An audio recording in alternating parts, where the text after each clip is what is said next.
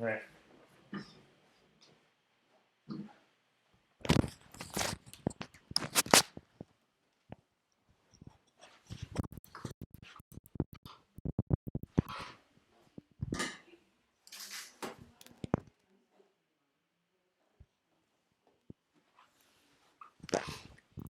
Welcome to the Joy of Automating. I'm your host, Franklin Weber. In this episode, we're going to implement a custom resource. Custom resources allow us to express our intentions more clearly, create the proper level of abstraction, pad your resume, grows hair on your head, walks the dog when it's cold and wet outside, and all those wonderful things like doing the laundry. Custom resources are nothing short of amazing. So in this episode, we're going to refactor an existing cookbook, which has a test suite and a bunch of other things set up for it. We're going to extend it so it's actually able to test the custom resource that we build. And we may even, if there's enough time, extract another cookbook outside of it. Well, I'm excited. Let's get started.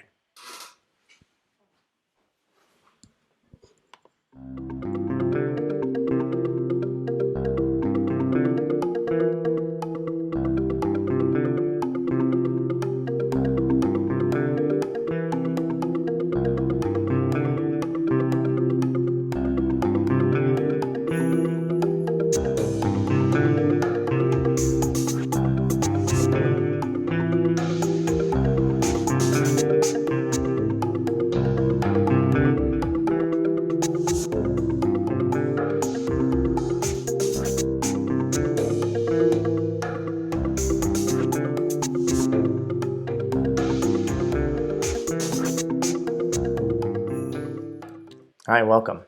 As I said, we're going to focus on custom resources today. So we're going to use a cookbook that I actually started working on in a previous episode, taking it from that point that we had it and then extending it now to have a custom resources. And we're going to look at the existing code and we're going to see what its intention is, what was it trying to express. And then from there, we're going to extract into this new custom resource that I think will be more clear about displaying what this content's all about. So this cookbook here is still in the chat, I believe, if you've got it. We had a little bit of a technical difficulty that led to some trouble here. Thanks for those of you coming back. And of course, those viewing this and participating along after the fact, just check down below in the description for the content that'll help you get ready and participate along with this video. All right, so here's the cookbook that I have on the left here. So this is this Redis cookbook that I've seen, or you may have seen in the previous episodes. And in it, what it does is it goes through and it builds the Redis application from source. It downloads it from Redis itself. It unzips it, it builds and installs it, and then it starts a server for it, and then the service is available.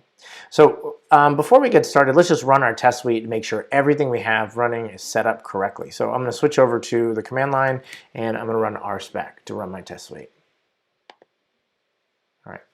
And I'm going to see here that all my examples pass, and I should probably take a look at those examples. And I think most of them are good, but if I remember correctly, of course, just about a few minutes ago when I was looking at it, most of the expectations are right. It should converge without error. It installs the necessary packages. It pulls down the remote file. What it doesn't finish is over here, which is it says, I expect it, and let me turn off wrapping. I expect it says installs Redis from source. So it says chef run execute unzip the Redis archive. And so this command right here doesn't actually get used. So we actually want to finish this test. So let's just kind of do a little bit of cleanup before we get started. So this says pull in the resource, unzip Redis archive, store it as a resource here.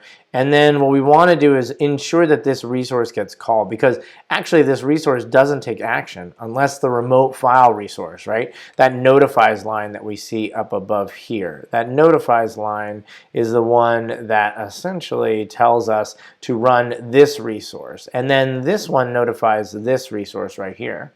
So I think what we want to do is actually not grab this resource. Well, actually we do. But let's start with resource number one. Let's start with the beginning of the chain that we're interested in.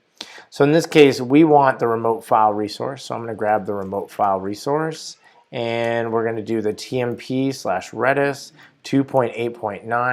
And I remember from the last time of working with this, talking about how bad it was to hard code these values. So that's the initial resource. Now that I have this resource, you know what? I should just split on top and bottom. I think that's a little bit clearer and makes it a little bit easier to see. Okay, so here is that resource, the remote file. Here's where I'm typing here. So I say grab this resource remote file.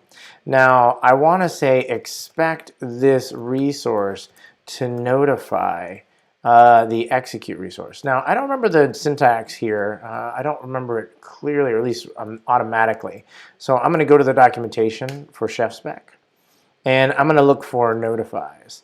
And here it is right there. Make this larger, hopefully I won't lose it. I expect it to notify this immediately. So I'm going to take this example and sort of work with that. So we'll quickly move through a bunch of these things here. So I expect the resource here to notify the execute resource, which the execute resource I'm interested in notifying is this one right here, right? Unzip Redis archive. So let's take that, unzip Redis archive. All right, so that will tell this the restart. Restart is not what I want. I want it to run, right? That's the action that I'm specifying. So services get told to restart, but in this case, our resource is not being told here to restart. Okay, and so let's go through, and I think this looks pretty good. Let's try running this, executing this, and see what's going on. All right, so, oh, and I left this resource in here, and I think I'm just going to leave that as is. Let's run RSpec. So we did have 6 examples, but one of them could have been a failure. We don't know, right? And I probably should break something right here to make sure that this is working. So again, mutate my test to make sure that that test I just wrote essentially causes a failure. And it does, right? I see here there is a failure in the output right above my head here. It fails and it says it did not notify this thing automatically. So I'm going to uncomment this code out for me over here, save it, and let's run this again. All right. That looks, or at least was looking good beforehand. So I think we're going to be in good position here. Okay, so that's not all of the verification that's necessary, right? Because honestly, it's a whole chain of events for the install. After the unzip happens, we really want to say, hey, we want to look at the unzip resource, and we expect it to notify another resource. So in this case, the unzip notifies the build and install resource, this one right here. So let's say, hey, let's run the build and install resource. And the build and install resource actually notifies another resource. So when you say build and install here, it's actually notifying the install server here. And they're all immediately, they're all run. I am repeating the variable name here. So you see I'm using the same resource value. I don't know if I like that just yet, but for right now, I'm gonna just run that and see that hopefully pass. And then of course I'm going to toggle this in and out to make sure that things fail. So that passes for me. So let's just do a little bit of mutation inside of here.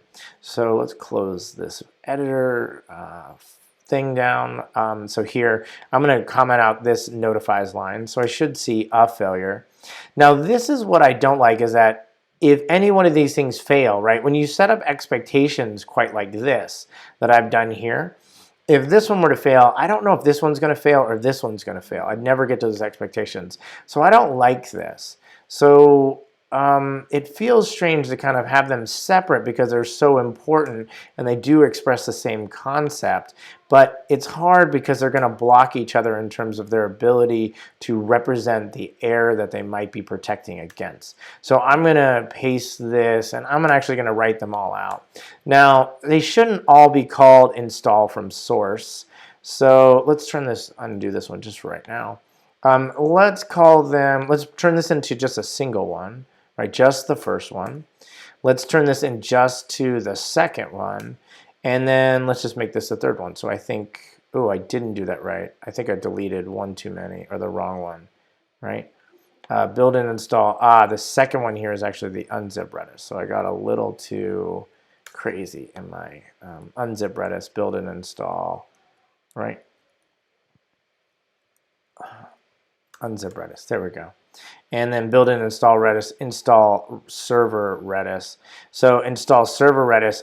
So I need another expectation, which is, let's just say installs the server. So we should probably just change these or start to change this.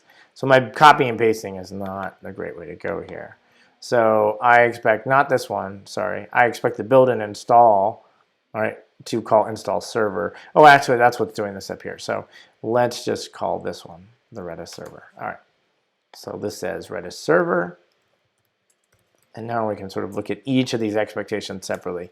This is installs. This is actually builds and installs Redis.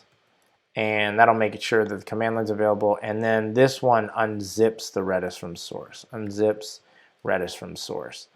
All right, I think that's right. So let's go through each one of these expectations and make sure they're up to date. This is a good refresher just to kind of take a look at the content before we get into each of the, the lower level stuff when we start working with the custom resource that we're going to set up on the system. And I know why my shortcuts are not working for me today. I had a little bit of a system malfunction. It just seems to be a week of issues. For me, I've been having a lot of trouble with my technology. Oh, technology. All right, so we're ready now, I think, with our test suite coverage to start refactoring this. And so let's take a look again at the default recipe and see how we can start to make it more clearly express our intentions. All right, so let's return to the default recipe. We don't need to see 2 copies of it, just one. All right, there it is. So this takes care of setting up apt-get and an update, then installing any packages that we need. And then here, this stuff that we just spent some time focusing on, purposely so, is all the stuff that I think is related to installing Redis, right? This right here means install Redis from source.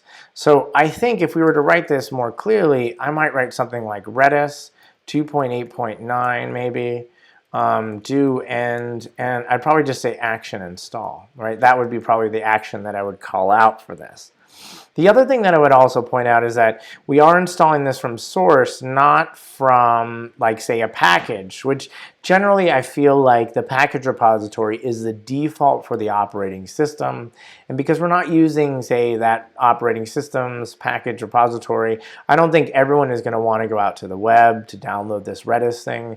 So I think for our case, we might want to explicitly call out that fact inside of here. So I'm just sort of dreaming this up, like this is what I think should be there, right? That should be the source.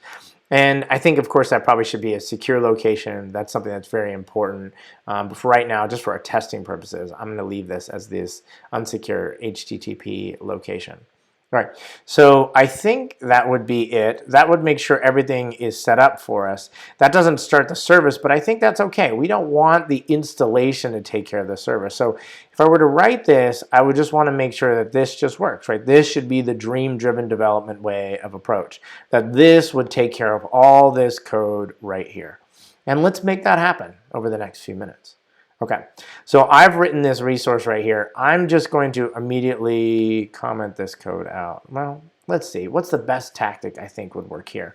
I think let's just run this and see if we get an error, because even if this repeats itself, even if this code down below repeats, the installation will still continue. It'll still work the same way. Here we are, we run our test, and I'm going to make this full screen. And this is telling us that no resource or method name Redis for chef recipe default. So we have an error in our setup so far. So this is telling us good, right? So we have an error. There is no method name Redis. And what it is, it's looking for, or it's looking at the line number inside the recipe, line number 17. Inside the recipe, sees that Redis method, that keyword thing essentially we're using, and isn't able to find anything to support that. So really the custom resource doesn't exist. And you realize we're going to be making a bunch of changes over and over again, right? I'm going to be running RSpec, RSpec, RSpec, RSpec a lot. So I'm going to take a moment to actually set up some tools for me. So instead of solving the problem, it's time to get yak shaving. So knowing that I'm going to have to run RSpec a lot, and knowing that I'm going to have to make little changes along the way to get the feedback I want, I'm going to implement a cool tool that's in the Ruby community called Guard. So this is something that Chef developers use, some of us use. So let me show you Guard. So I'll go to GitHub. Guard is a tool that allows essentially you to monitor a file structure. What it does is it reads those files, or sort of loads those files, monitors them for change, and then if there is a change, it'll take an action. And there's lots of different Guard versions you can look at it. Like you can look at Guard-RSpec, Guard Test, Guard Jekyll Plus, Guard Go. Essentially, it really just monitors code. Really, it's about using the Ruby process to run in the background to test the code. So I've seen this before. I have actually used this in a project that I inherited, which is called Arc. So I'm going to go to my profile, find the Arc cookbook, and I believe I've set up a Guard file that does something like this. So I'm going to show you a full version, and then we're going to implement something similar to ours. So here is how this works. We specify a different series of commands. So in our case, really, we could look at this. You'll see an example. This is Guard working with kitchen, so test kitchen. So we got test kitchen support. We have food critic support if we wanted it. We have Rubocop support, and then we have RSpec report. And this RSpec report is pretty much what we want. So I'm going to use Guard to set this up. Now, we don't have to write this file. You don't have to imagine this file, but the idea here is that you're using a domain-specific language to say, hey, watch these files and then make a change or sort of execute some code based on that change. So to do that, I'm going to return to our cookbook and I'm going to set up Guard for us. So Guard is a gem. So inside of our project, likely what I'll need to do is say, hey, you need to have a particular gem installed. So I'm going to create a file called a gem file. This is a Ruby related file. This will store all the gems within it. For those that are familiar with Burks files, this is a very similar setup. So we're going to define within here some information which is going to take care of where to pull gems from. I believe we want our gems to, by default, be pulled down from rubygems.org. And we want to specify the gems that we're interested in. And the gem we're interested in is the Guard gem. And not only the Guard gem, but we're also interested in the RSpec gem. All right, so this is the Guard-RSpec and Guard gem. And of course, we could come through and write some more gems, which is like, you saw the kitchen one and the food critic one, right? We could probably figure out, do they have food critic ones? Is that the name of it? Do they have a Rubocop one? And do they have a test kitchen one? So that would be kind of cool. And I think these are the names for them. But let's just start with this as a basic setup. All right. So let's go to the command line. Now that I've specified this gem file, excuse me. Now that I've specified this gem file, I can now say, well, I need to install this gem on my system. So I'll run chef exec chef exec bundle install. So it's kind of like Burks install. Burks install will install any dependencies based on the Burks file. In our case, we are saying chef exec bundle install, which says, look at this gem file, find any of the gems specified, and install it and any of its necessary dependencies. And you'll see here that it does. It installs or finds those dependencies within our system. Now that we have this installed, we can now use the Guard tool. So I can use, I believe, chef exec Guard, right? And if I run that, it's going to say, hey, you have a gem file, but you're not using bundler or Ruby gems dependency. Guard here. It looks like your project has a gem file, yet you are running Guard outside of bundler. So I think because check this out, I think we have to write chef exec bundle exec.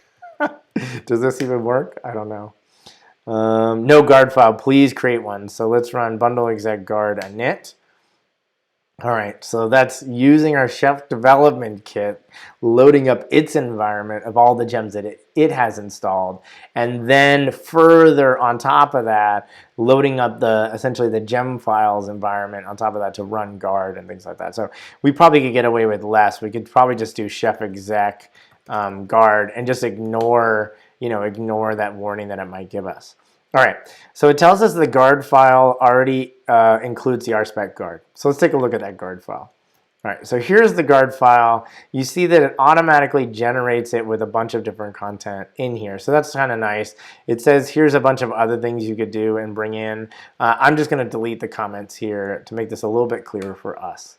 So you see it says Guard-RSpec. Here's the command that it runs. So on the command line, it's going to run bundle exec RSpec. We probably want it to run chef exec RSpec. Maybe bundle exec, who knows? You know, it depends on your Ruby setup and things like that. It loads this, it says here this DSL, and then it specifies, hey, watch the spec helper folder. If the spec helper folder changes, so here you specify the files that essentially, if they change, here's the files you want it to test, which is saying if the spec helper file, which the spec helper file is this file right here, if that file were to change, I want you to test everything in the spec directory, which is this right here, the spec directory. Right? So that's everything over here, which is great. Same way if there was a spec support file or if any spec files were to change, do that. Now here's where we're going to differ. We don't really care about the lib files because we don't have a lib directory, so we can delete this. And we definitely don't have a Rails application, so we can delete all this. So I'm going to delete all this Rails related stuff. Now here's where I'm going to write in our own stuff. I'm going to say when our recipe files change, right? So in this case, I want it to watch. And I don't know, I think what we've got to do is something more explicit. So this is where I'm going to return to this right here, and I'm going to copy an example that I've seen before. So I'm going to copy this example here. So you specify the watch with a regular expression. Regular expressions can be done with this %r or forward slashes. This is saying check for the recipes directory and any file in the recipes directory. So this says recipes / anything in there. That dot tells us that. And look for any .rb file. And when you do that, why don't we, for right now, though not very efficient, let's just run everything, all the specs inside of the spec directory. Okay, let's just prove this. Let's see if this works, right? So I've been talking a lot, but let's see if this works for us. So I'm going to move this to the top. Actually, let's move this to the left-hand side here. And I'm going to move our prompt over here. And I'm going to run chef exec guard. So this should read the file. And then what you'll see is, and actually I'll move it down at the bottom here. It says, hey, I've read the file. You're running the guard outside of bundler. That's okay. We're all right with that. And it says Guard-RSpec is running, now watching the Redis directory. So I'm going to move this to the top, and I'm going to save or just touch this file. So I'm going to make a small change to this file. And in this case, my small change was just to save it.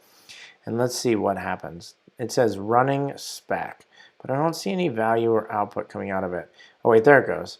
All right, that's it. It failed. So it ran it. So automatically when I save this file, it's automatically running my RSpec here. And you see I'm getting my error, the same error that I saw before, which is undefined method Redis. So the nice part here is that I don't have to think about running the command, toggling between the windows. I can kind of sit here and maybe just like hide more. I could probably even hide more of the window, you know, and I can kind of do my work. So let's let this run in the background, and I'm just going to continue to save the file and let it run whenever I make any changes. So this is going to save us a ton of time in terms of like us getting the feedback on the system. And so that's where I think Guard really excels. So as its ability to essentially run in the background as I make the changes, I don't have to really deal with it. Like I don't have to switch over and make those changes myself and sort of run the commands myself. Okay, so we're getting lots of failures. Let's solve those failures. So Redis doesn't exist. Let's make Redis exist. And I think the easy way to make Redis exist is to actually generate an LWRP, at least using the chef generate tool. So chef generate is able to generate for us an LWRP. Let's generate that LWRP. Really, we want not an LWRP, we want a custom resource, but the generator still says LWRP, so we'll use that for right now. We want the name of the LWRP to be what? Let's look at the flags that are available for this. So as a custom resource, it's saying path to the cookbook and the name of it. You know what? I'm going to call it, in the previous days, I probably would have called it default, but, and I'll probably stick with that. Let's just call it default for right now. Default essentially, or when you create this LWRP, it's going to generate two directories for you, a providers directory and this resource directory. We no longer need the providers directory, so you can just delete that from now on. So I'm just going to delete that directory, at least with the chef version that I have. Now in the resources directory, I have this default.rb. Default.rb, essentially when you define a custom resource, that means use the name of the cookbook itself. So remember, we wanted to use the Redis resource. So by calling it default.rb, we're really just going to get essentially a Redis resource without having to specify any parameters whatsoever. Though I oftentimes think it should be explicit, but here we're just going to leave it as is. All right, so let's just save this. And I think if we go back to our command prompt here, let's just touch our recipe. So actually, I may need to set up an additional guard that says if I make any changes to the resources directory, please also run my guard as well. So that's something you can do. You can specify in your guard file. All right, so this executed and ran, and it said, option action must be equal to one of nothing. You passed install. Okay, so what happened is that I didn't define an actual action or possible actions for my custom resource. So there's a method here within custom resources called actions. We can give it a list of all the actions that we might want to have. So it might be like install, uninstall, that kind of thing. But notice when I save the file, it doesn't make a change to the guard file. So let's go to the guard file and add that. And why don't we just add that here that just says, hey, why not? When you see the resources directory change, any Ruby file within there, just run the whole test suite again. So let's just save our file again. And you'll see that's now, every time I make a change there, it's also going to run essentially my expectations. And so down below, I've got my test suite running on simply saving of a file. So I can save myself a few keystrokes. All right. It says undefined method source for LWRT resource Redis for cookbook Redis. Let's open up the documentation. So I've been making up a lot of this stuff using my memory to remember custom resources, but it's always good to open up the documentation to take a look at it just to make sure I'm doing certain things right. So I'm going to open up custom resources. I'll paste this into the chat and it'll be available in the notes associated with this. So what I want to do is specify a property, and I can see here there's an example of a property being specified. So for us, I think what we want to do is specify a property. That property is supposed to be source. I think this type, the Ruby type, is like a string or a fixed num, which is saying like a number. In our case, we want a string, right? Text. And I think by default, our default value, I don't think we want one, right? We want no value to be specified. We want them to provide a value when specifying the source attribute. So I'm not going to say that it has a default value. I'm not even going to say that it should have, it should be mandatory. I think this should be an optional one. And I think if you don't need to say it's, you don't need to say anything if it's essentially optional. So we'll just leave it as is. All right, so let's save this again, and we'll keep our terminal open here, and we'll see what happens when we run our spec in the background. All right. That looks good. Look at that. Everything passes. It says finished in 1.43 seconds. 8 examples, 0 failures. Everything passes. Of course, though, our custom resource doesn't actually do anything. But we did make the test pass. So yay, right? So this is one of those moments where we don't have any tests that are associated with this. We just made sure that there wasn't any errors with the execution of our recipe. It's now time to actually make this thing work. All right, so let's actually do that. Before we actually start writing the code for this, because we could say, hey, all these actions right here, these actions right here are going to determine, essentially the whole process of the actual install. What we should look about is looking at how we can update our tests to make that work. So I'm going to make our test suite a little bit bigger. And what we want to say is it installs necessary packages. It pulls down the remote. We should say it installs, in this case, Redis, right? It installs Redis 2.8.9. And maybe we don't even specify the number. But we want to set up an expectation. We want to say, I expect the chef run 2, and then we want to say install Redis, right? We now need to set up an expectation on the actual custom resource we wrote. And we want to say 2.8.9. And so we expect it to install Redis. So I'm going to run this expectation. So I've saved it already, and I think this is actually going to be running in the background, which is nice. So this is already executed by the time that I'm switching over here. And I should see in just a moment, I believe, a failure. Because what's going to happen is, it's going to tell us that there's undefined method install Redis here. So install Redis is just telling me, hey, I don't have this matcher. And this is where the documentation for chef-spec comes in. If we go here, the chef-spec documentation talks about testing a custom resource. And I've done this before in the other episode, sort of walking through. You need to define a custom matcher to write up sort of an expectation thing. And so defining a custom matcher, you need to set up here. So this is your custom matcher. And this is essentially your setup code.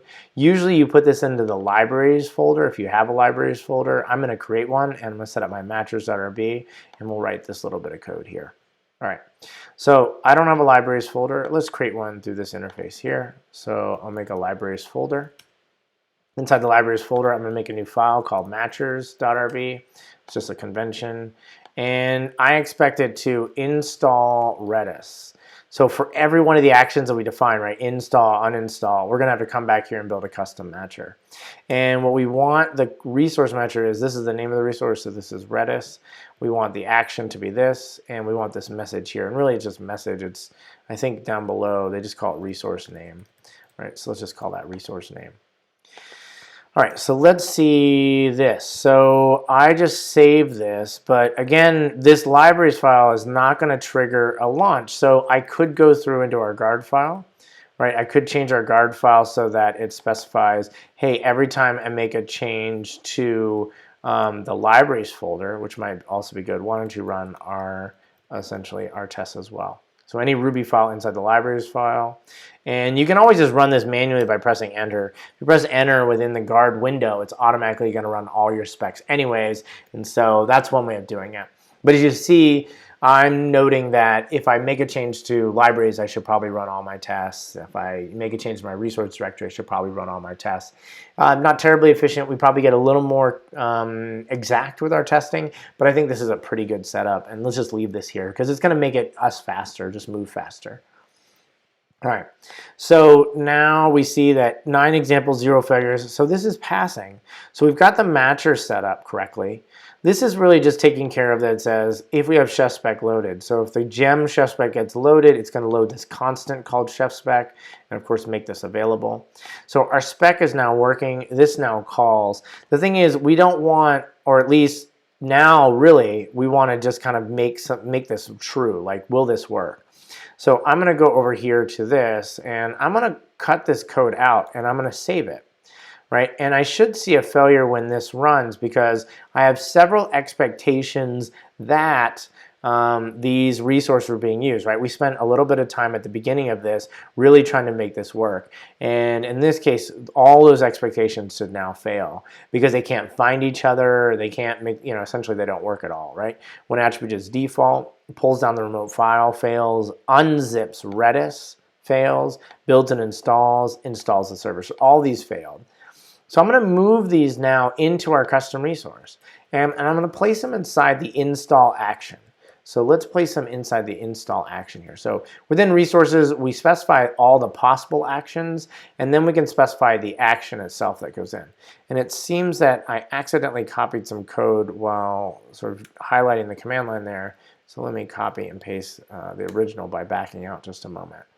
Right, so this is what I want to actually happen. So this right here should work correctly. This says remote file, do this right here. So yeah, pull this down, do these things. I really haven't changed anything. I think all the naming conventions all work. I think all the resources happen to be here. When I run this, I should see success as well, or at least I hope. And I don't. And again, I see a bunch of failures, and the failures are telling me the exact same things, that these 4 issues are happening, and I can't actually find them.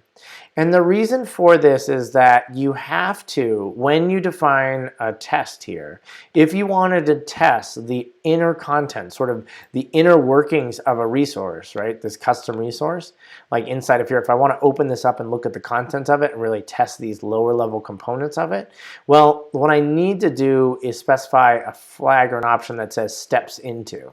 So let's go in here and look in the documentation. So it says step into my LWRP or my custom resource. So you need to specify this additional flag to go along with this. So here, let's add this code to our test suite and see what happens. I usually remember this. And the name of our LWRP or custom resource is Redis. So I save that. This should be running in the background. And I think this should work for us. I think that should work when we see our expectations met here. And we're getting this warning which tells us that Redis is already existing deprecation class overrides LWRP. I'm not concerned about that. I think I dug into it one time, but I'm not sure. I don't think it's going to cause any problems. But this works. All right, so that's our initial implementation of the LWRP, or our custom resource, really. And so we see that this value, this action install is specified. We have our source value, and essentially we have this service. So this looks much better. Now, there's still more problems with this, right? We got this recipe set up. It looks pretty good in terms of this implementation, but we've hidden some details over here, right? Really, this doesn't work. If we specified 2. Or 3.0, I think 3.0 is out right now. We've specified that value. That's not going to actually work. If we're going to specify 3.0 here, right, that's not going to actually work, right? Like, none of these values are actually being used inside of the implementation that we have built here. So let's start working with that. So let's first start with this 2.8.9. And the 2.8.9 really is probably the version number that we're interested in. We probably should create another property called version. And so I'm going to call that version here. It's going to be a string value because we represent all of these properties, or at least a version property with a string. And the thing is, we don't want to have to write out like 2.8.9 here and then also specify version 2.8.9 here. We just want to rely on the name of this essentially resource, and I think we can do that. Let's just refer to the documentation here for custom resources, and let's look for the name attribute. I think name attribute, name property. Here we go. So defines properties. We can specify something to be a name property true, allows the value for this property to be equal to the name of the resource block. So that's exactly what we want. And I'll make this bigger here so you can see this a little bit clearer. So the name property is what we want. Set that to true. So we can define a property inside of our custom resource called version, make it a string type, and then we can say, hey, the name property of this happens to be true. All right, that feels pretty good. I think that seems about right. So let's just run our test. Actually, our tests are just running. So we made a mistake. We would actually see some value, in our test suite here. This is where I'm just going to run. And it looks like I could probably get away. If everything's working, this is the amount of space I need to sort of dedicate to my test suite in the background, which is really nice, right? I can sort of use a little more of my real estate to have a little more source code displayed. And thinking about that, I'm going to close this window up. All right, so let's actually use that name property within the text we're writing. So here we have the version. So anywhere I see that 2.8.9, I'm going to replace with the version value. So I'm going to select all these 2.8.9s, and I think I've got them all. And then with my editor, you can essentially select all that text and you can edit them all at once. Essentially creates multiple cursors. Now the important thing is I'm using this string interpolation. So notice where I chose to do double quoted strings, it works right away out of the box, where now I'm going to get an error because I saved it, or possibly saved it. Here I'm going to save this now with a double quoted string, double quoted string, double quoted string. And of course, my tests are running in the background, which is great. So I'm getting some feedback, and I don't have to make a change over. I can sort of save myself the fingers, the keystrokes here.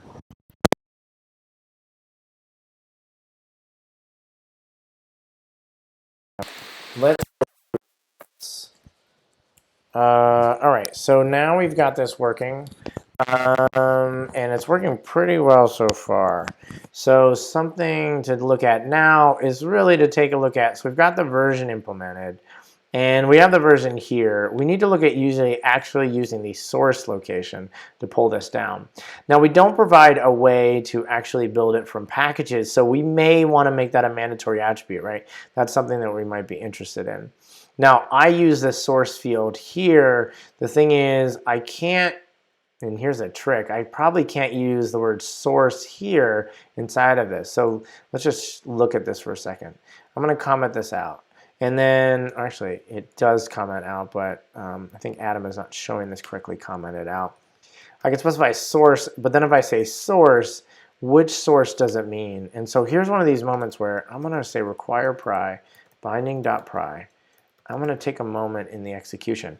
And the really nice part is also when I'm using essentially the guard file, it's going to look inside and it's be able to run my pry session and make sure it stops at this moment. So I'm going to type in source, and source right now is this. So me choosing a property name source inside of this remote file name source is not going to work. So I could leave this as source if I wanted to, but I need to come up with a way to get the value. And the only way, if I want to leave the property source, I might have to say source URL equals source. This seems kind of crazy, but I'm going to type that in. And I'm going to run exit to break out. I'm going to save this here, and I'm going to copy and paste this here. I'm going to take a guess. I'm going to use pry again to see if this works, right? See if this will pause for me and see if this weird little thing that I'm doing here is actually going to work. And so all I'm doing is saying inside of this action thing, the source property is available, and I'm storing it in this thing called source URL, so that when I get inside of this block right here between this do and end, right, because source is already taken up, the source URL should be available. So let's take a look and see what I've got. So source again is this. What is source URL? Source URL is right. So I'm not sure. I feel like the interface, it's nice to have source, when I look at it here inside of this, because that's how remote file looks. So I feel like this is pretty good. Let's just leave this source URL right here, this weird little boogie to kind of make this source thing work. Now, I'm going to save that again. I'm going to exit out of our pry session, removing our pry line here and setting us up for what I think is a pretty good implementation so far. So this is all right. So we've got this custom resource. It's testing the functionality of this.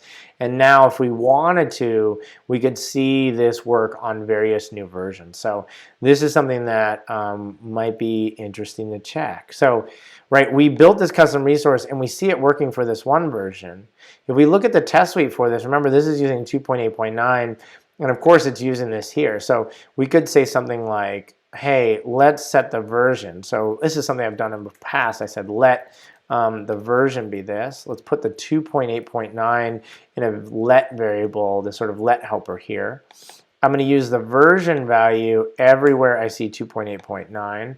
In this case, with this single quoted one, I need to escape this out, right? So I'm going to change this into double quotes. Again, that's the one reason I do love double quotes over single quotes by default, is that I won't have to make this change often. All right, so I think that works. I'm going to save this again, and hopefully everything is working for me. This is just a minor refactoring of essentially my specification file to make sure that my version is taken care of. Now the thing is, I might want to specify this version, like I need to be able to test this version actually to be installed. And so I have a few options to kind of go forward with this and what I want to do. So one option is I can take that version 2.8.9 and I could make it a node attribute, and I think that's probably where we're going to go with it. The other option is I can actually create another cookbook inside of our existing sort of test suite that might, could install Redis in many different ways and explore different things. Let's go with the easiest one first, and then we'll explore this sort of other concept as we continue to work. So here we go. This is 2.8.9 is the version number. Really, this version, I'm going to move the let up to the top because I think when I read tests, I like to see all the lets at the top. So let the chef run be here. Now, the thing is, I want to make sure that I specify a node attribute to the server runner to override essentially the version number, or give the version number so that I get the right one, which means I need to look at the documentation for that. So I'm going to go to the chef-spec documentation. So let's go here to the chef-spec documentation. I want to look for attributes. So how do I provide an attribute? Not in this thing, not here, no. But not attributes this. I want to set a default attribute. So with my runner, I want to be able to set up an attribute. It tells me there's my defaults, how I use it. What I want to do is make sure I can set up my attributes, actually a use of an attribute. So let's see, is there a use of an attribute? Setting node attributes. So when you define your runner, you have access to the node, and I think when you have a server runner, you have a node and a thing. So let's go to our document, or let's go to our implementation. Let's kind of scroll this down to the bottom here so I can kind of get an idea of this. I believe what you do here is you say new do node, and because we're using a server runner, I do remember there is another thing you have to say server here. You don't have to, but it's good to know that it's there.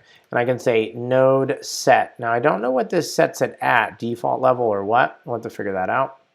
I believe what we want is the Redis and cookbook and the specified, and then we want to say the version. And the version is going to equal 2.8.9. Now, I'm not going to write the version here because I'm going to use that let helper. Let helpers can call other let helpers, and so I believe this will be set up correctly. Now, the thing is, I don't have anything sort of using this, right? I set this up in the expectation, but really, right, this expectation is just saying, hey, that's passing. But really, if you look at the recipe itself, right, it's still just using 2.8.9. I can break this, or hopefully break this, if I said, hey, go grab 3.0. So now that I've changed the version to 3.0, this should change the version here, and it should also change all my expectations to now say, hey, I expect Redis 3.0 to be installed. And you'll notice here there are several failures. There's 3 failures, and it's essentially the 3 failures that say installs Redis, pulls down the remote file, and unzips Redis. So we have a failure there in the sense that it doesn't find the right version for us. So now we're ready to kind of like see this work. So we might not leave it at 3.0, but we want to at least try this. So I'm going to specify version here, and I'm going to start by just saying, let's just call this 3.0 right here. And I'm going to change this to say version right there. And this is going to be a version there. And I have decided that the source attribute needs to have the version number in here. I don't really like that, but you know, that's what we have at the moment. Here's our implementation. So I've just changed this over to be the version number. This will test out our version information and see if that works correctly and see if our implementation is working right. Yes, sweet. All right, so that works for us. We've got the version number here. It's now working at 3.0. This now needs to be set, right? Now if I switch this back in the specification, back to 2.8.9, right? 2.8.9. If I change this back to 2.8.9, things are going to fail. And it shouldn't fail because I'm passing in the node attribute, right? So I'm setting, hey, set this version information to the version that I'm providing, and our test should pass. They should continue to pass even if I change this version information inside of my specification. So I am now going to go back to my recipe and actually pull in from a node attribute, and then I'm going to need to actually generate a node attribute. So let's go through that process. All right, so here, instead of just changing to 2.8.9, right, because I know that's not going to work, I need to say, why don't you grab the node, and I want you to grab the node's Redis version number. So here we go, version. So that's not going to work. That should fail because we don't actually have this attribute defined. Our tests are going to show that in just a second here, which is nice. I'm going to switch over to another tab while these tests are running and failing. Oh, they're passing here. Oh. Oh, right, because the version number, what is our version number? Maybe I already have an attributes file. Let's take a look. Do I already have an attributes file? No, it doesn't look like I have an attributes file. I would assume that would have failed for me, but maybe that doesn't because it's now using the attribute. The attribute is set during the test. Let's just kind of look at that because that sort of changed. I thought that was going to pry. I see what's happening here. We've essentially provided one inside of the specification, right? Inside of the specification, we said, hey, let's set this version number. So when it came time to execute, of course, this version information contains what we need. So let's just make sure that's right. So here's the node object. We're actually pausing the execution right at this moment in time. Pausing the execution, I'm running node, and there you see it. It says Redis version 2.8.9. So that's the version that we're hoping, essentially to be there. But we need to set a default value because not everyone's going to set a value. So let's set a value for us. So I'm going to go into this. I'm going to remove the pry line. I'm going to exit out of this pry and return to running the specs. I'm going to go to our other command, essentially my terminal window here, and I'm now going to run the command chef generate attribute. Attribute? I believe it's attribute. Yeah, attribute, and we're in the cookbook, so I'm just going to call this default. So the default attribute file that's going to get generated, and I see the default attribute here, and I'm going to say at the default level, set the Redis version, and let's just say by default 3.0, right? So even if we don't want it at 3.0, we do want to sort of prove that when we set the attribute that it gets essentially overridden correctly. So I'm going to press enter here. So notice if I change the attributes, it doesn't actually run the tests again.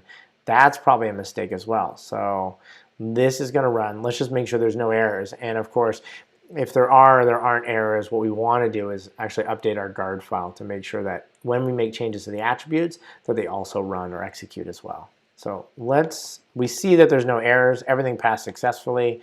Let's go to the guard file. Let's repeat the same pattern again.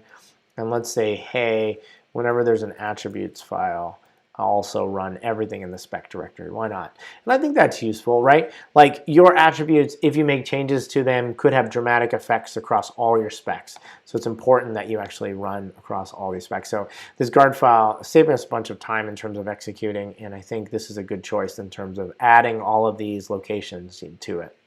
All right. Okay, our specs work. We've got everything seeming to be in a good spot. I think there's some still little things that we want to clean up in the remaining minutes here. So this version is correctly specified. This version is being used here to specify the source location. If we don't specify the source location, I still sort of feel weird about it, right? We don't specify this value.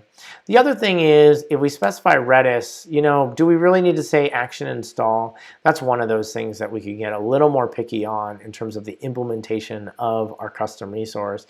And we can specify a default action. And so if we don't specify an action, it's going to default to nothing, right? So it should say nothing. Or maybe it just does install. It used to in the past essentially require you to say default action install here. So I'm going to add that default action install, and let's make sure that's in the documentation still. So I'm going to return to the custom resources documentation. I'm going to search inside here for default action, and that's exactly what I want. This default action allows you to specify the default action to take place. And so for us, I think the install action should be the default one. And that might change in the future, but this really just makes sure everything's installed for us. All right, let's see that. Now, there is a little more work that we can do, but I'm going to leave it for you to explore if you'd like to. Some things to take a look at here is this service part. So really, we're calling this and we're saying like service Redis 6379. I believe that's how the service is started because that's the port number it's on, and they included that here. That feels pretty good and pretty clear. We can make this small change here. I think that's a good one we could do. That feels good in terms of its implementation. I still feel a little strange about sort of specifying this source here with the version number again, right? Now I just deleted that. That small little change would have caused an error. So I'll change this as well. So I probably saw some failures. If it was running, I would see some failures. So I'm going to save this here, and I think this should work for us. I'm still not sure how I feel about this. The source attribute really, I think, in some cases is overriding the version no matter what, and that might cause some problems. And that's something we might want to test and we might want to sort of evaluate, but let's leave that for now. I think the one thing to take a look at now is, what if we wanted to test this install in various different ways? Can we actually install from package, right? Do we want to actually implement more of these features? And if we did implement more of these features, like installing from package and other things like that, that might be interesting to explore. The other thing to think about is that this resource that we've built here, this Redis resource, and actually this install resource, is not really unique to Redis. I mean, this could be anything, right? Again, as I mentioned at the beginning, there's a cookbook called Art Cookbook that essentially does this work over and over again, which is pull down something from source. After you pull down that thing from source, what I want you to do is then take it, build it, and then after you do that, install it. So some post, sort of install operations. And so that implementation looks very similar to kind of what we built here. From there, you say arc, and let's take a look at the documentation for that. It's kind of fun to copy a cookbook, in terms of its implementation, trying to sort of emulate its behavior if you can. So if we look at this, they use URL. So that's something we might want to consider instead of source. I chose source instead of URL, but URL is nice. Here you just specify the name of it. So that's kind of nice. So let's actually go and refactor that.